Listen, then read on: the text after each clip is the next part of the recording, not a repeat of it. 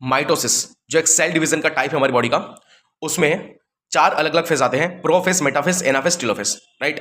तो प्रोफेज में क्या होता है कि जो क्रोमेटिन मटेरियल होता है हमारे न्यूक्लियस के अंदर, वो कहीं ना कहीं कंडेंस होना, मतलब कि फोल्डिंग कॉइलिंग होना स्टार्ट हो जाएगा और वो क्रोमोसोम बनाना स्टार्ट कर देगा, राइट।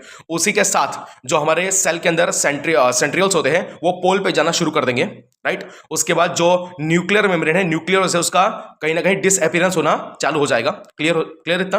नेक्स्ट आएगा मेटाफेज। मेटाफेज में क्या होगा कि हमारे जो सेंट्रियोल्स अब पोल पे चले गए, राइट, वो अपने स्पिंडल फाइबर्स निकालेंगे और क्रोमोसोम के सेंट्रोमियर से अटैच करेंगे, राइट। तो यहां वहां जो भी क्रोमोसोम फैले हैं पूरे सेल के अंदर, वो कहीं ना कहीं कहां पे आ जाएंगे, एक पूरे एक अलाइन हो जाएंगे, एक पर्टिकुलर लाइन में आ जाएंगे। उसको बोलते हैं मेटाफेज प्लेट और इक्वेटोरियल फेज प्लेट, बराबर है। तो वहां पे आ जाएंगे हमारे पूरे के पूरे chromosome because of that spindle fibre activity, right.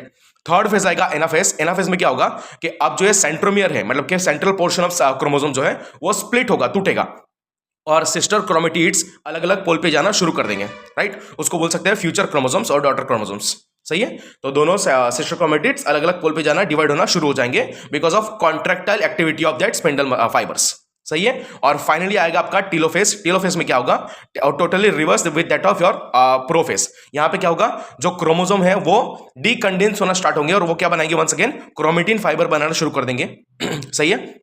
उसके बाद nuclear membrane and nucleolus reappear होना शुरू हो जाएगा, फिर से बनना शुरू हो जाएगा। उसके बाद जो स्पिंडल फाइबर बने थे वो भी डिसअपियर होना शुरू हो जाएंगे, सही है। और फाइनली इस तरीके से क्या होगा, न्यूक्लियर डिवीजन होगा, इसको हम लोग बोलते हैं कैरियोकाइनेसिस, राइट। और उसके बाद फाइनली क्या हो जाएगा, साइटोकाइनेसिस, मतलब के साइटोप्लाज्मिक डिवीजन, और एक सेल से 2 सेल बन जाएंगे, राइट। और माइटोसिस बहुत इंपॉर्टेंट प्रोसेस है हमारी बॉडी में आने वाली, जिसको हम लोग बोलते हैं इक्वेशनल डिवीजन, क्योंकि टोटल नंबर ऑफ क्रोमोसोम्स जो होते हैं पेरेंट सेल में सेम टू सेम उतने ही रहेंगे डॉटर सेल्स के अंदर, इसलिए उसको बोलते हैं equational division. And mitosis mainly responsible है growth of the body, growth and development, मतलब कि हमारी बॉडी का ग्रोथ करने के लिए मेनली रिस्पॉन्सिबल है। Clear, thank you so much.